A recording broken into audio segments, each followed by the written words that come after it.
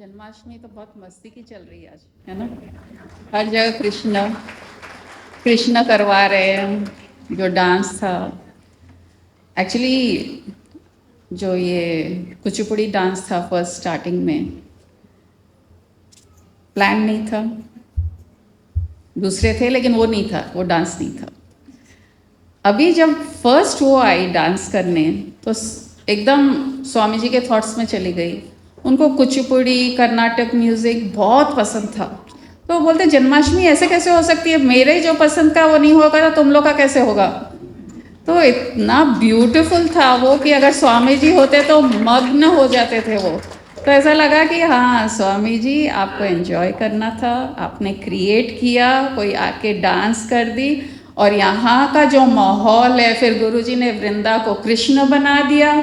तो अब बोल रहे हैं वृंदा तुम मेरी कृष्ण बन जाओ ना, तुम ऐसे करो ना, तुम उसको लुभाओ ना, तुम ऐसे करो।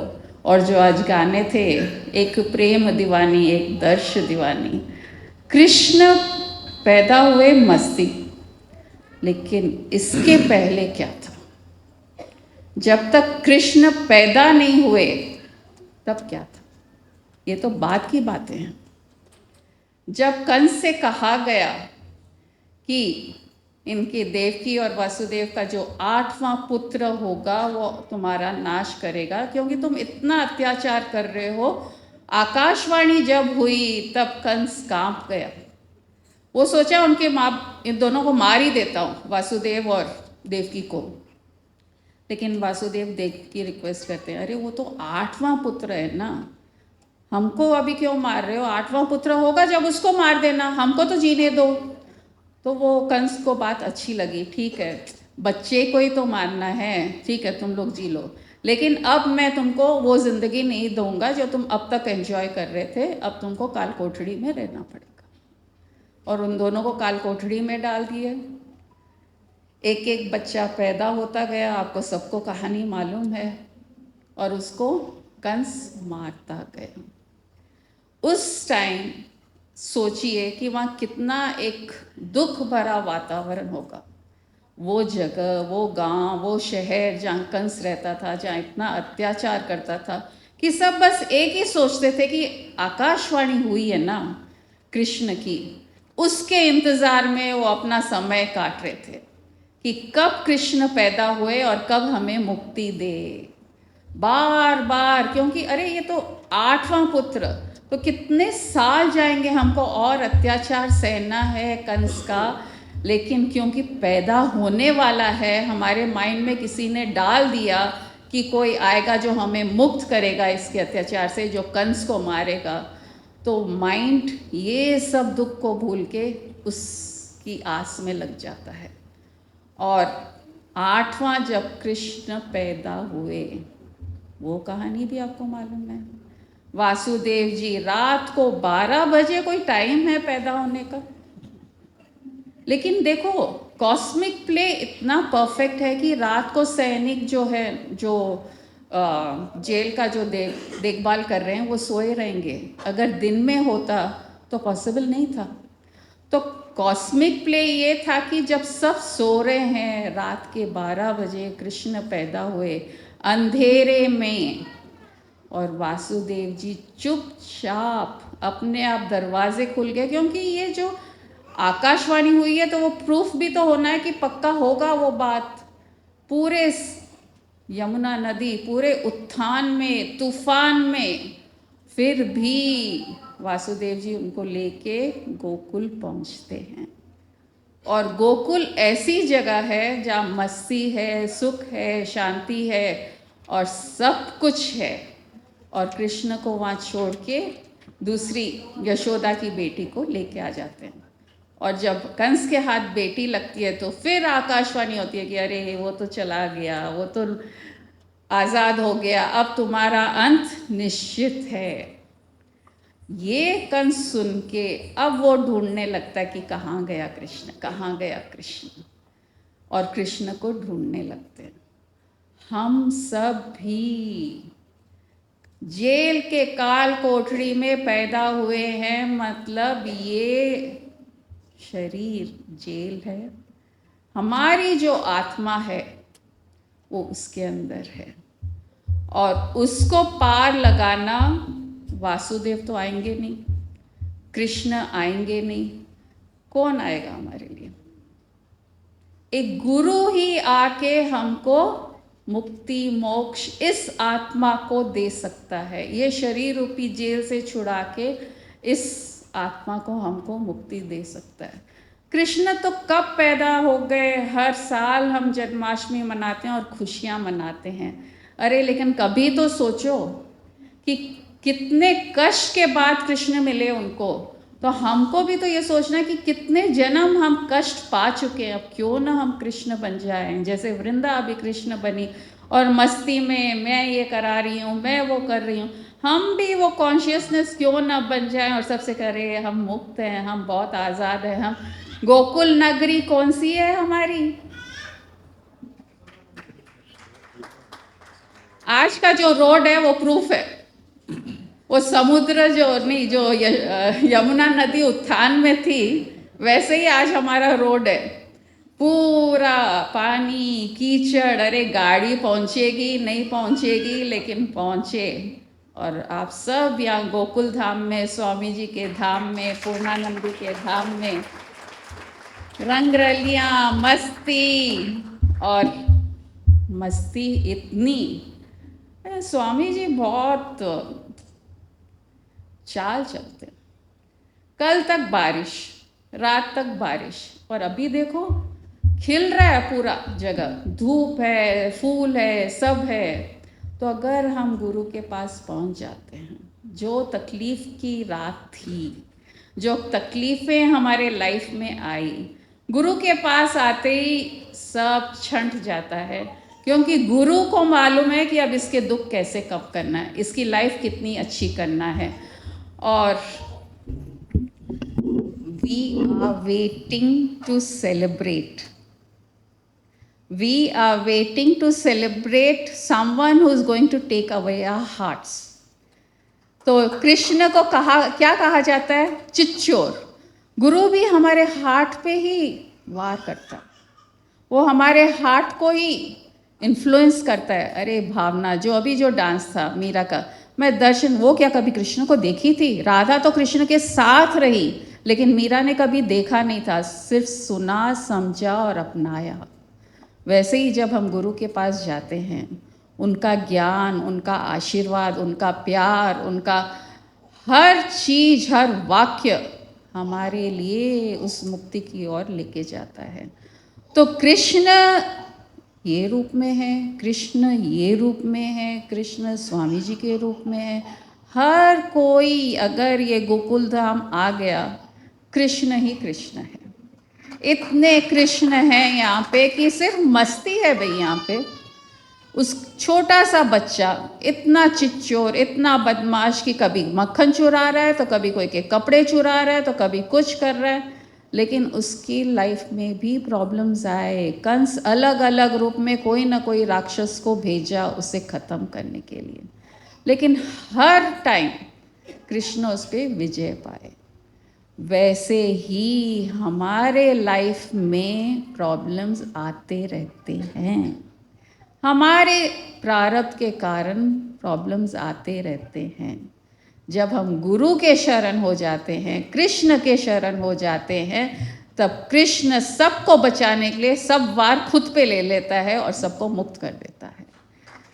वो काला नाग हो, पूतना हो, दूसरे राक्षस हो, जितने स्टोरीज कृष्ण की लीलाएं में है, बचपन की लीलाओं में, वो बाद में नहीं है। तो लाइफ प्रॉब्लमेटिक है।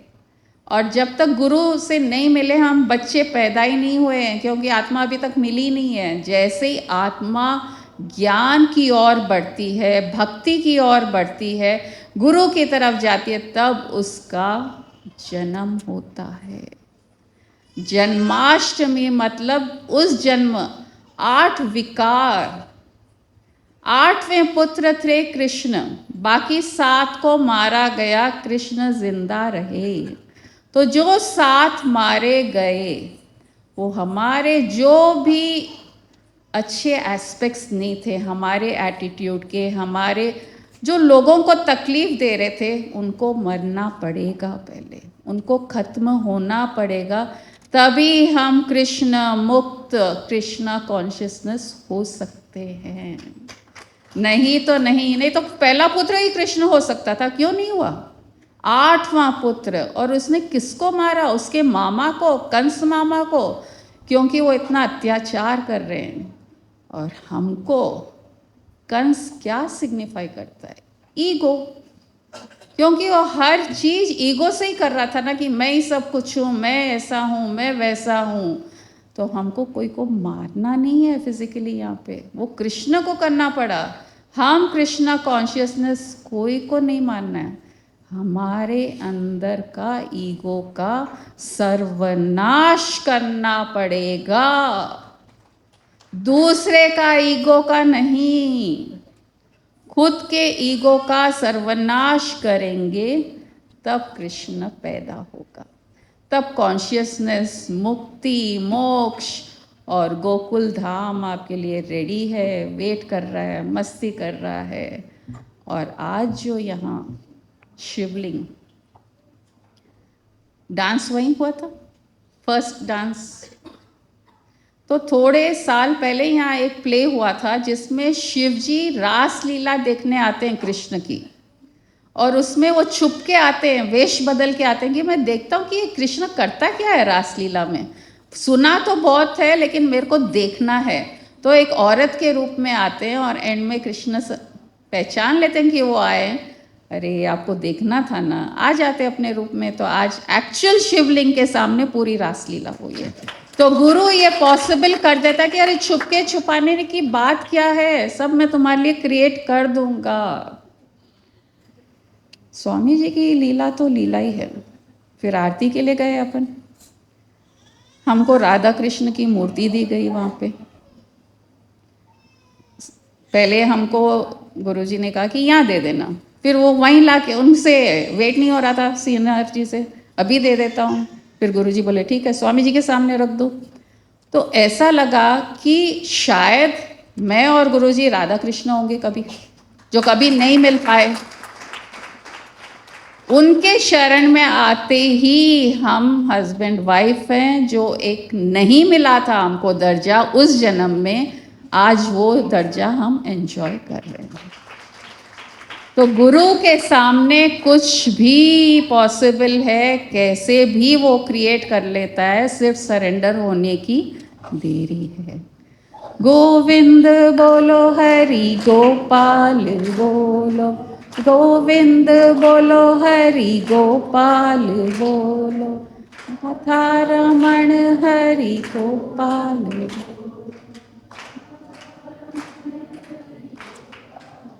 तो कृष्ण ने हमको बतलाया, हर जन्माष्टमी में कृष्ण हमको याद दिलाते हैं, गुरु के पास जाइए, ज्ञान लीजिए, ये तो मेरी एक लीला है, मैं एक अवतार लिया हूँ तो उस टाइम लोगों को मुक्त करने के लिए, लेकिन आज भी सब मुक्त हो सकते हैं। मीरा एक बनी, आंडाल एक बनी, बाकी कैसे लिबरेट होंगे, बाकी कैसे उस कृष्ण को पाएंगे? गुरु के थ्रू ही हम उसको पा सकते हैं।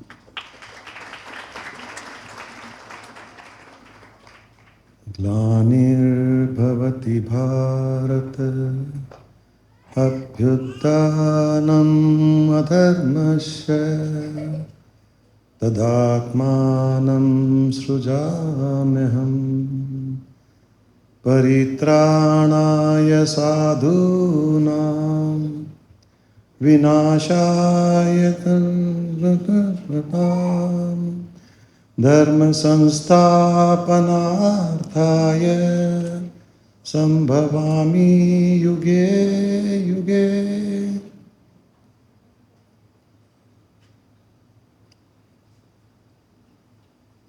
ये सारे शास्त्रों की वाणी है, शास्त्रों का कथन है कि जब जब धर्म का नाश होगा, जब जब अधर्म बढ़ेगा, यदा यदा ही धर्मस्य ग्लानिर्भवति भारत, तब तब मैं आऊँगा और अधर्म का नाश करूँगा, धर्म की पुनः स्थापना करूंगा। ये एक संसार के लिए एप्लीकेबल है, दूसरा हम इंडिविजुअल के लिए भी एप्लीकेबल है। जब जब हमारे भीतर अधर्म बढ़ता है, जब जब हमारे भीतर नेगेटिविटी बढ़ती है, जब जब हम इरिटेट होते हैं, परेशान होते हैं, दुखी होते हैं, ब्लेम करते हैं किसी न किसी को, हम खुद अपने आप को दुखी करते हैं। सेल्फ इन्फ्लिक्टेड पेन्स, डिप्रेसिव सोच करके, डिसअपॉइंटमेंट लेकर के, अपने कमियों के लिए, अपने नुकसान के लिए दूसरों को ब्लेम करते हुए हम अपने आप को दुखी करते हैं। ये भी अधर्म बढ़ना हो गया है, ये जीवात्मा का अधर्म बढ़ना हो गया। तो जब जब ये अधर्म बढ़ता है, तब किसी न किसी रूप से कोई ना कोई गुरु उसके जीवन में प्रकट होता है, या वो गुरु के पास जाता है, क्योंकि अधर्म का नाश तो वहीं होने वाला है और पुनः धर्म की स्थापना होने वाली है। तो ये मौका होता है जब एक गुरु शिष्य का मिलन होता है, जब अधर्म बढ़ता है भीतर और उस अधर्म का नाश करके धर्म की स्थापना करनी होती है, तो इंसान गुरु के पास जाता है, खुद जाता है, कोई ले जाता है, किसी न किसी रूप से ब्रह्मांडीय एक स्ट्रैटेजी बनती है, कोइंसिडेंसेस बनते हैं, कॉस्मिक कोइंसिडेंसेस बनते हैं कि हम किसी न किसी रूप से किसी न किसी गुरु के पास जाते हैं।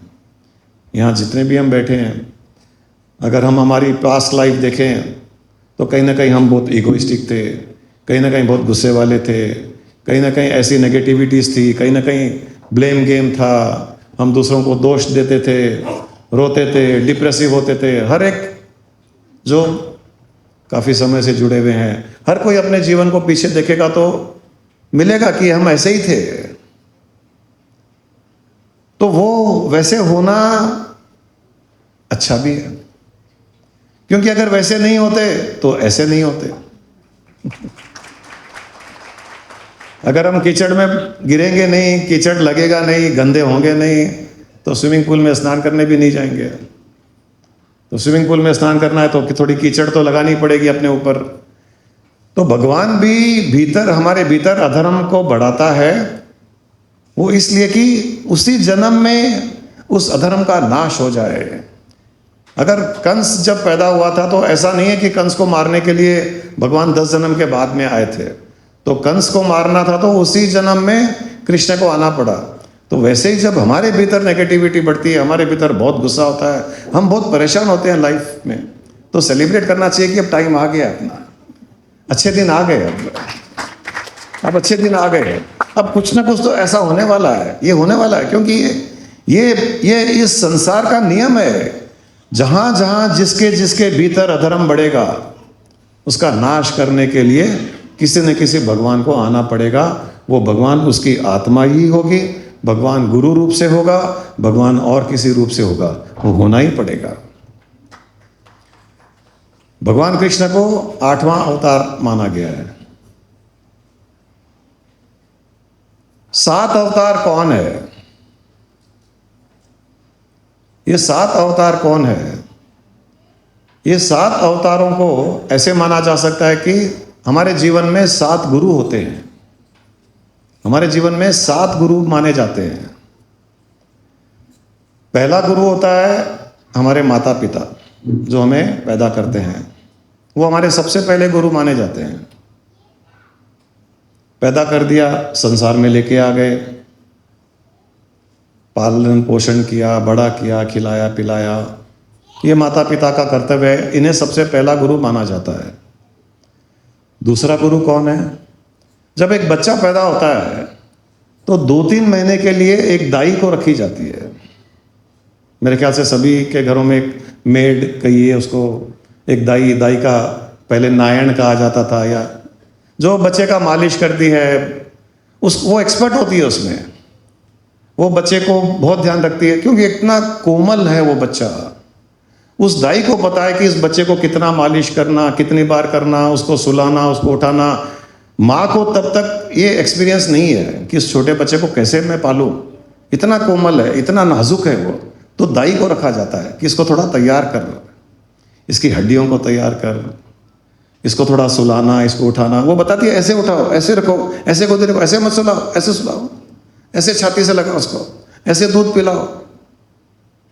वो दूसरा गुरु माना जाता है वो दाई।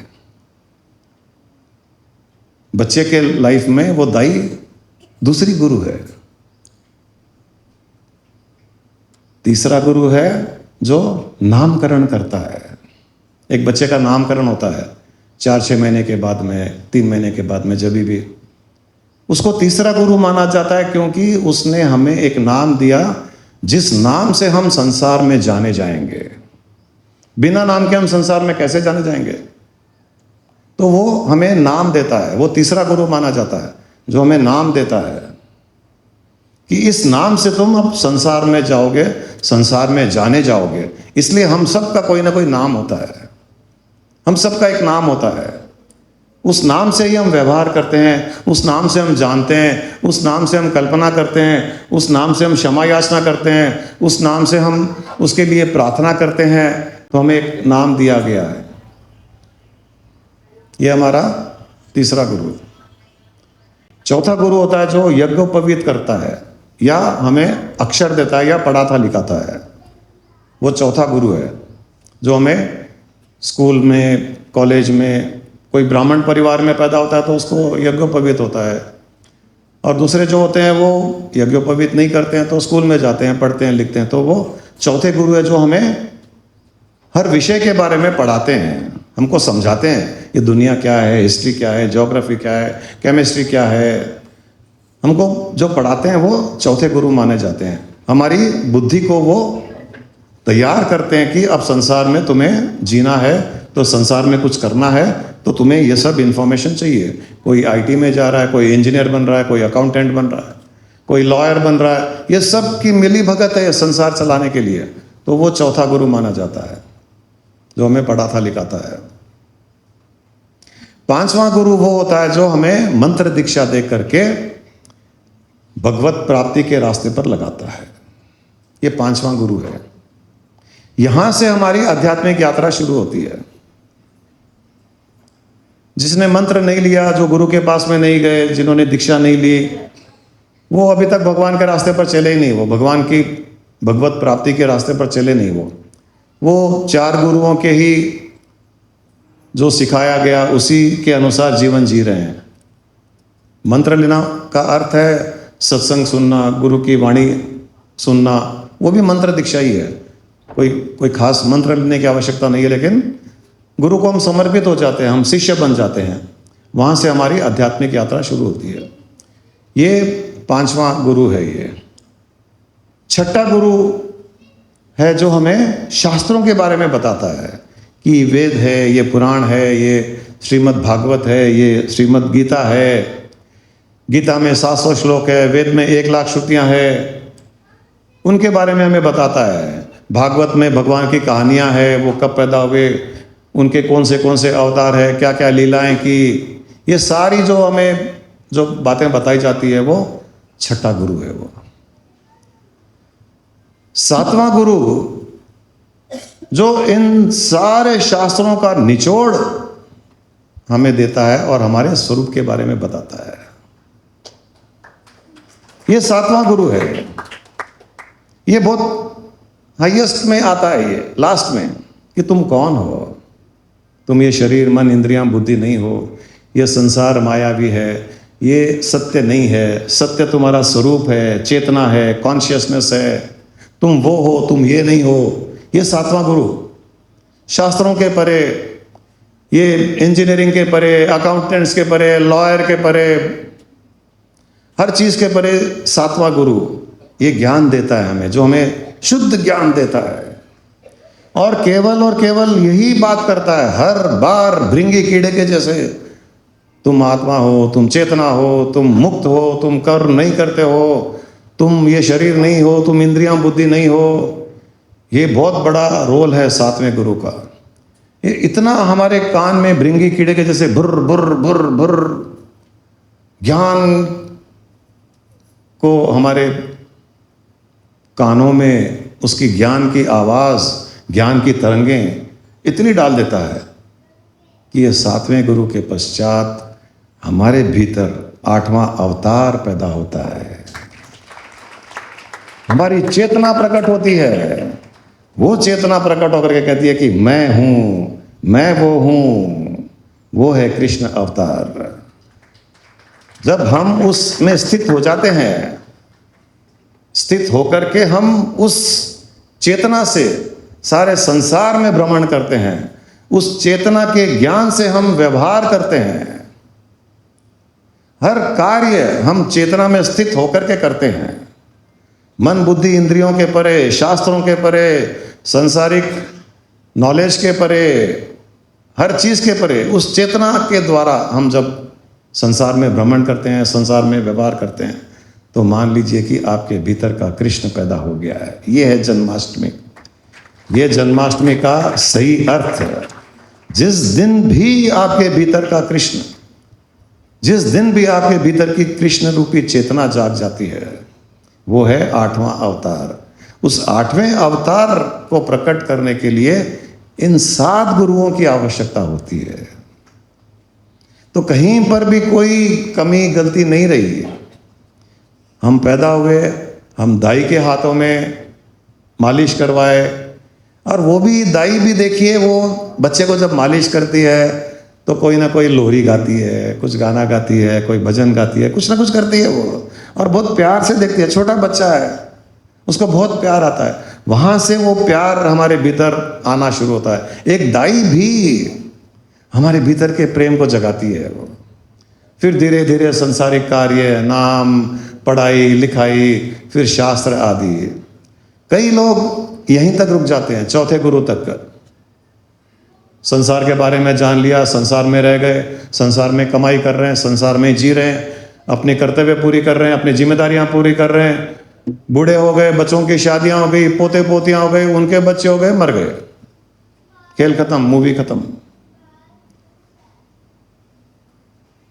ये वेस्ट हो गया, वो जन्म, वो मनुष्य जन्म बेकार चला गया। जब तक 5वें गुरु के पास नहीं जाएंगे, कुछ शास्त्र के बारे में नहीं जानेंगे।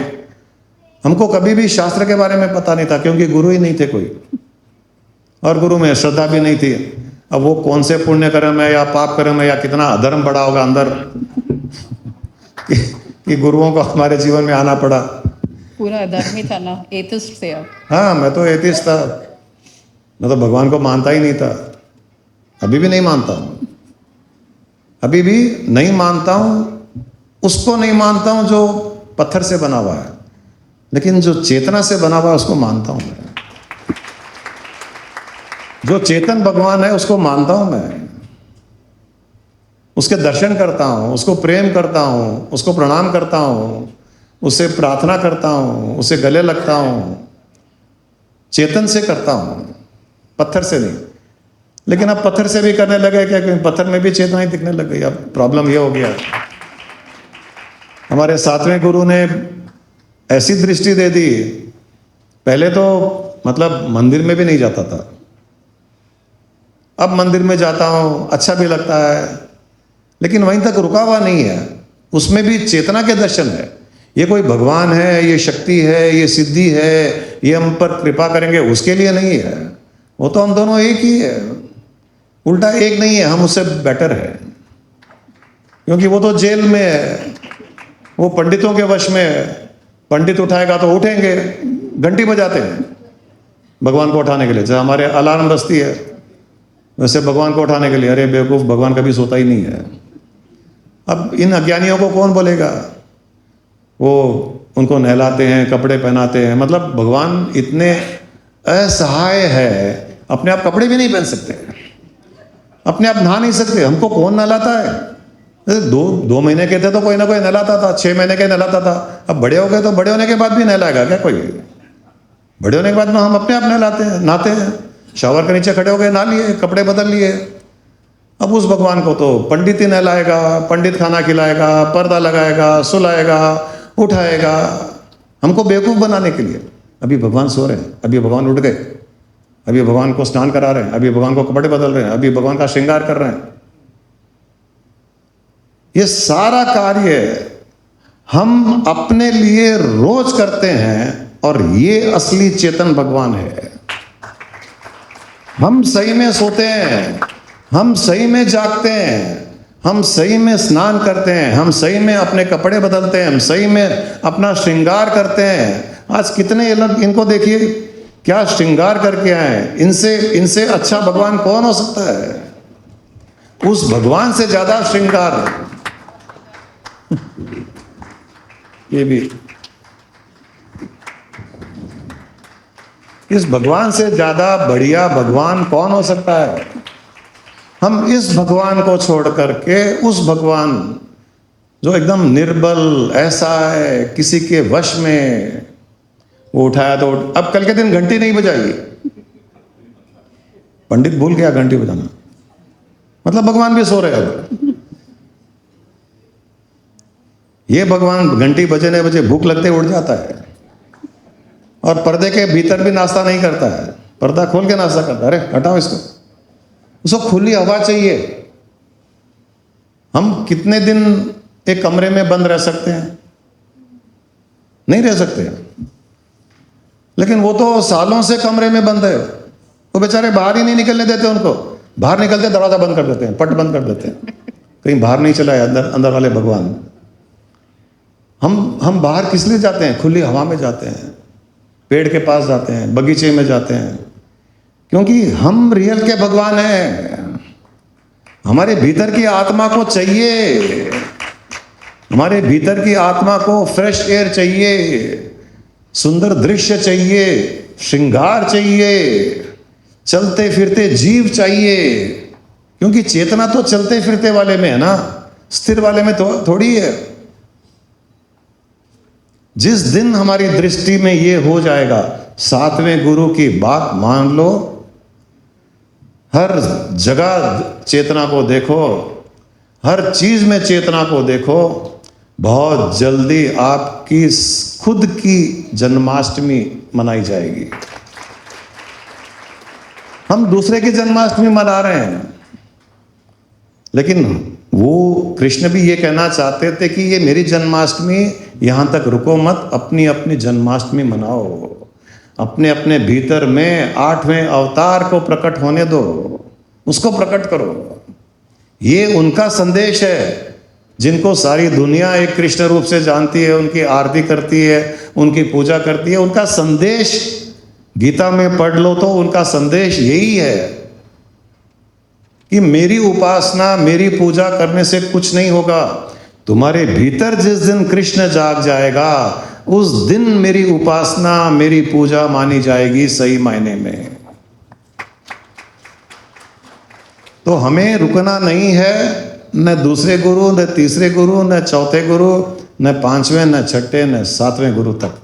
मतलब जो ज्ञान भी तुमको दे रहा है कि तुम्हारा स्वरूप क्या है, वहां पर भी नहीं रुकना है। उस ज्ञान को ग्रहण कर करके अपने भीतर के कृष्ण को प्रकट करना है। ये आपकी जिम्मेदारी है। और इसी जन्म में आप अपनी अपनी जन्माष्टमी मनाओ, ये हमारी शुभकामनाएं है, हमारी इच्छा है। हाँ, अभी जब डांस हम लोग एंटर हुए, गुरु की बात हो रही है ना, तो 2-3 लड़कियां और भी अच्छे ड्रेस्ड पूरे वो कृष्ण के जैसे आए थे और उनको डांस नहीं मालूम। मैं जब एंटर हुई तो मैं उनसे कहा तुम भी डांस करो ये लड़कियों के साथ जो। तो इतना अच्छा लगा कि बस उनको एक बार देख रहे थे और वो स्टेप आ गया। और यहाँ जब चारों कर रहे थे, बस उन 2 को देख के अपना स्टेप्स कर रहे थे और 2 मिनट में वो सेम स्टेप्स करने लग गए। तो उस टाइम ऐसा स्ट्राइक हुआ कि गुरु जो हमारे साथ चलता है, जो हमको हमारा, अगर गुरु को ऑब्जर्व करेंगे, हमारे में वो क्वालिटीज आ जाएंगी। एकदम नई लड़कियां, कोई स्टेप नहीं कर रहे थे, कुछ नहीं मालूम, लेकिन उन 2 को देखे इतना परफेक्ट करने लगे। बोले अरे वाह, ये लोग तो प्रैक्टिस करके आए होंगे, लेकिन वो 2 तो इनको देख के ही करने लग गए। सबसे सिंपल फॉर्मूला है, गुरु माँ ने सीक्रेट दे दिया है। हमारी साधना स्वामी जी को ऑब्जर्व करने में ही लग गई, और स्वामी जी को ऑब्जर्व करते करते, उन पर फोकस करते करते धीरे धीरे धीरे उनके जैसे ही बात करना, उनके जैसे चलना, उनके जैसे ही ज्ञान को बात करना, जो भी कॉन्टम्पलेट करना, उनके जैसे ही आंखों से आंखें मिलाना, उनके जैसे कभी स्माइल करना, उनके जैसे कभी सीरियस रहना, कभी उनके जैसे किसी को देखना, कभी उनके जैसे नहीं देखना, सब वही आ गया। तो धीरे धीरे वो स्वामी जी की स्थिति प्रकट हो गई अपने पर। और एक और पॉइंट जो अभी गुरुजी बोले कि हर स्टेप के आगे जब तक आत्म साक्षात्कार नहीं हो तब तक लास्ट स्टेप नहीं है वो। तो जब वो कुचिपुड़ी डांस हो रहा था, थोड़ा करते ही ऐसा लगा कि वो रुक गई ना, हम सब क्लैप करने लग गए। थोड़ा क्लैप किए लेकिन वो कंटिन्यू कर, अरे ये संदेश दे रही कि ये खाली रिलीजन था, अभी आगे जाना है। फिर आगे डांस करी, फिर ऐसा लगा कि हाथ जोड़ी, हाँ अब हो गया कंप्लीट, फिर सब जोर से ताली, बोले नहीं अभी और आगे जाना है। तो ऐसे हम रुकते जाते हैं अगर कोई हमको गाइड नहीं करता है।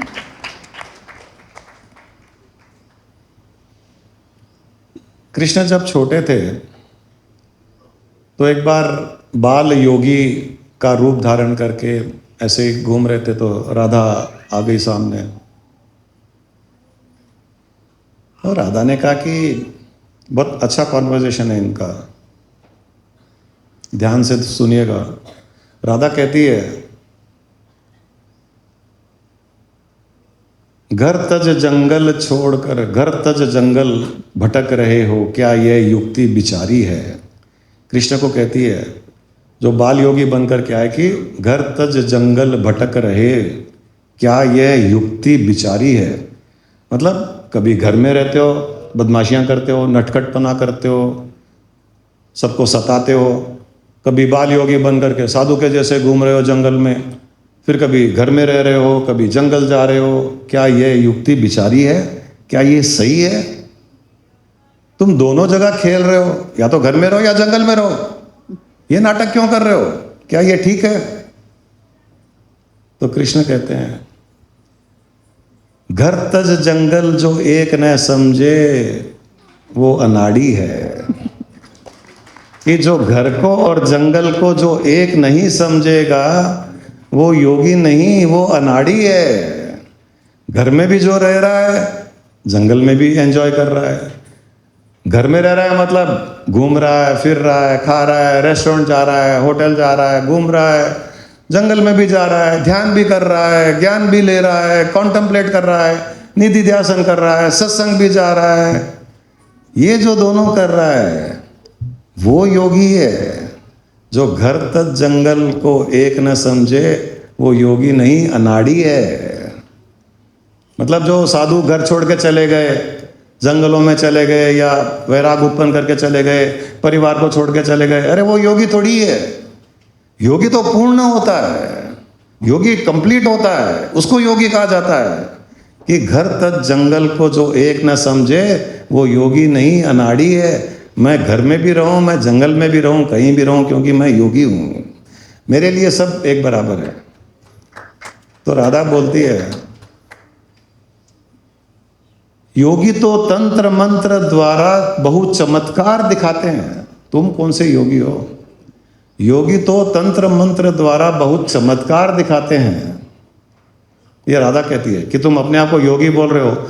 अब राधा को लगता है योगी मतलब साधु मतलब गुरु मतलब क्या। हमको भी साधु संत मतलब चमत्कार, गुरु मतलब चमत्कार, योगी मतलब चमत्कार। तो राधा ने यही कहा, योगी तो तंत्र मंत्र द्वारा, हे बच्चा यंत्र मंत्र तो भ्रूम भ्रूम भ्रूम, क्या हो गया, गले में आवाज नहीं आ रही, फूक करो, आवाज आ गई। डायबिटिक है, ओम, आंख बंद करो, करो, फूक करो। आजकल बहुत आ रहा है, आजकल यूट्यूब में सब। वहाँ लाखों लोग हैं, यहाँ तो गिने चुने बड़ी मुश्किल से 100-200 लोगों को जमा करना पड़ता है। अभी चमत्कार यहाँ करना शुरू करेंगे तो ये दीवाल तोड़ करके पूरे यहाँ वो पुनीत के फैमिली का 70 एकड़ भी बस नहीं होगा। एक चमत्कार दिखा दिया ना, खत्म। और अजीब अजीब है कि कोई लेडी पूछती है कि गुरुजी मेरी 50 साल की है, बोलते हाइट बढ़ाना है। 50 साल की हो गई, बच्चे हो गए, बच्चों की शादियां हो गई, हाइट बढ़ाना है। कितनी हाइट बढ़ाना है 1.5 से 2 इंच, ठीक है। तो मेरे साथ में ओम श्रीम ग्रीम ग्रीम नमः शिवाय बोलो। ओम नमः ग्रीम ग्रीम ग्रीम। आंख बंद करो, आंख बंद करी। तुम सोचो 1.5 इंच हाइट बढ़ गई, सोचा आंख खोलो, हाइट बढ़ी क्या? हाँ गुरुजी बढ़ गई। ये चमत्कार। तो राधा कहती है योगी तो तंत्र मंत्र द्वारा बहुत चमत्कार दिखाते हैं। तो कृष्ण कहते हैं जो चेतक दिखाते हैं वो मदारी है। वो कहते हैं जो भजन करे वो योगी, जो चमत्कार दिखाए वो मदारी है। मतलब जो भजन करे, जो अपनी मस्ती में रहे, जो अपने आप को आत्मा माने, जो मस्ती में रमण करे, उसको कुछ फर्क नहीं पड़ेगा, वो है योगी। जो चमत्कार दिखाते हैं वो तो मदारी है। मदारी मतलब जो रास्ते में बंदर का नाच दिखाते ना, वो तो मदारी है। और जो नाच देख रहे हैं कौन है वो? जिनको नचा रहा है नाच ये मदारी, और जो सामने नाच रहे हैं वो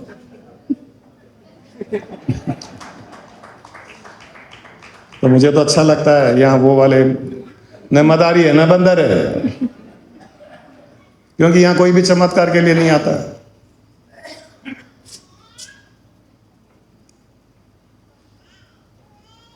तब राधा कहती है चमत्कार नहीं दिखाओ तो संसार पूजेगा नहीं। ये भी देखो बात सच है। राधा भी एक के बाद एक क्वेश्चन पूछ रही है। जब तक चमत्कार नहीं दिखाओगे तब तक संसार पूजेगा नहीं।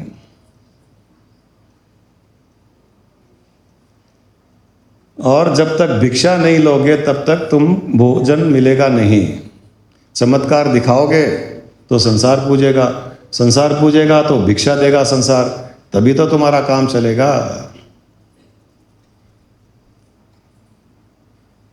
तो बोलते हैं कि संसार के पूजने का किसको इंतजार, हम तो प्रभु के प्रेम पुजारी हैं।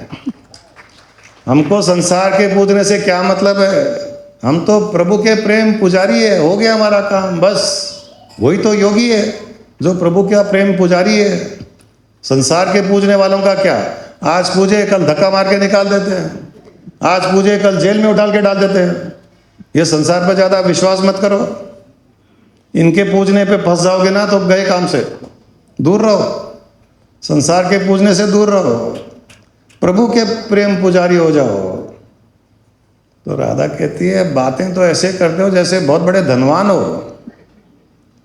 कृष्ण कहते हैं ये धरती लोक, स्वर्ग लोक, पाताल लोक, ये जागीर हमारी है। ये होता है भीतर के आत्मा का विश्वास, उस आत्मा का कन्विक्शन, उसको किसी से कोई मतलब नहीं है। वो जो अपने आप को जान लिया, वो जो अपने चेतना में स्थित हो गया, उसको कोई पूजे कोई न पूजे, कोई आए कोई नहीं आए, कोई आए ज्ञान ले बहुत अच्छी बात है, कोई अपने जीवन को सुधार ले बहुत अच्छी बात है, बहुत खुशी होती है, क्योंकि वो सबसे प्रेम करता है। और जो नहीं आते हैं उनसे भी उतना ही प्रेम करता है कि जाओ यदा यदा ही धर्मस्य ग्लानिर्भवति भारत।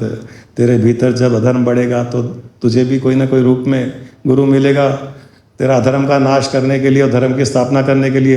तो उसके लिए भी प्रार्थना ही करता है। गुरु के पास कोई आ जाए उससे प्रेम करता है, जो नहीं आता है उसके लिए प्रार्थना करता है कि थोड़ा बढ़ने दे, शायद पूरा अभी जब तक कैरी पकेगी नहीं तो आम का स्वाद भी नहीं आएगा, तो पूर्ण रूप से अधर्म नहीं बढ़ेगा तो धर्म की स्थापना भी नहीं होगी। तो हर बार भगवान का अवतार तभी आया जब अधर्म बहुत बढ़ा। क्यों किशोर, हमारे किशोर अनिल सब ने अपना अधर्म बढ़ाया ना बहुत सारा, तब जाके अधर्म का नाश हुआ, धर्म की स्थापना हुई। देखो अब तो कलर भी इनका गेरुआ वस्त्र आधा तो हो ही गया, अब आधा बाकी है। तो जन्माष्टमी का अर्थ यही है कि 7 गुरुओं के कहे सुने में चलें, उनसे ज्ञान लें। आखिर ज्ञान, अंत ज्ञान 7वें गुरु का है, जो हमें शुद्ध ज्ञान, ज्ञान का सार, हमारे अस्तित्व का सार, हमारे स्वरूप का सार देता है। उस सार को लेकर के चिंतन, मनन, ध्यान, निधि ध्यान के द्वारा हम इतना उस ज्ञान को परिपक्व कर लें, उसमें इतना स्थित हो जाएं कि हमारे इस कागार रूपी, इस जेल रूपी शरीर से भगवान कृष्ण प्रकट हो, 8वां अवतार। वो 8वां अवतार ही आपकी मुक्ति है, वो 8वां अवतार ही आपका मोक्ष है, क्योंकि ये शरीर ही कंस है, इन शरीर की इंद्रियां ही कंस है। वही तो उसको प्रकट नहीं होने दे रही है। वो प्रकट होता है, ये इंद्रियां, मन उसको मारती जाती है। तो उसको प्रकट होने दे। जिस दिन वो प्रकट हो जाएगा, जेल के दरवाजे खुल जाएंगे, संतरी सो जाएंगे, और अंत में उस कंस का नाश भी हो जाएगा। फिर I am not the body, I am not the mind, I am not senses, I am शुद्ध चेतना, चिदानंद रूप, शिवोहम शिवोहम, वो स्थिति बन जाएगी। आप सबको जन्माष्टमी की बहुत बहुत शुभकामनाएं। 8वां अवतार जितने भी यहाँ बैठे हैं, उन सब के भीतर 8वां अवतार इसी जन्म में प्रकट हो जाए, उसको पैदा कर लो। उसके बाद में जीवन जियो, मुक्ति और मोक्ष का जीवन केवल और केवल आनंद के साथ में।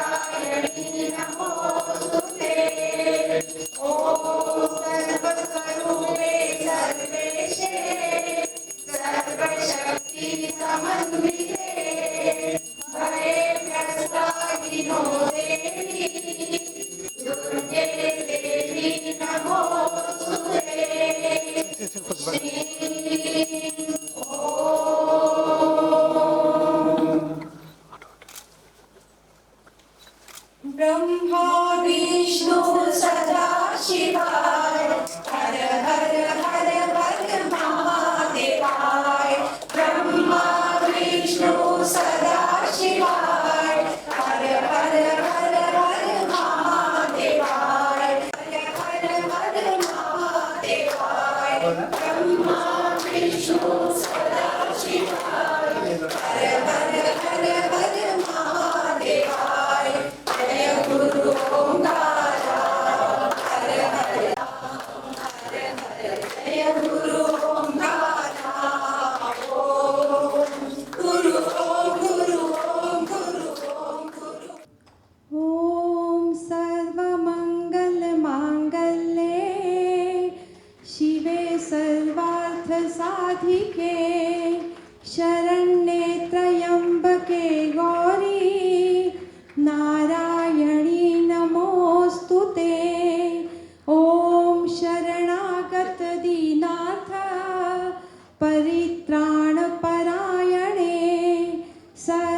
क्लेशार्ति हरे देवी नारायणी नमोस्तुते। ॐ सर्वस्वरूपे सर्वेशे सर्वशक्ति समन्विते भयभ्यस्त्राहि नो देवी दुर्गे